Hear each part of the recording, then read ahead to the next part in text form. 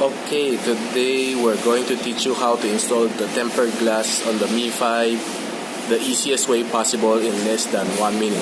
Okay, observe. Okay, you put a masking tape on the side. Then your hands to be quick. Remove the film and immediately remove the protection on the tempered glass. Then cover it. Press the center and let it scatter.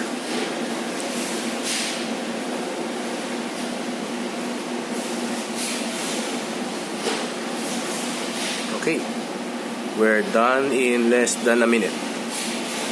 Of course, not including the preparation. Okay, so this is it. Then we remove the masking tape on the side. Then here you go.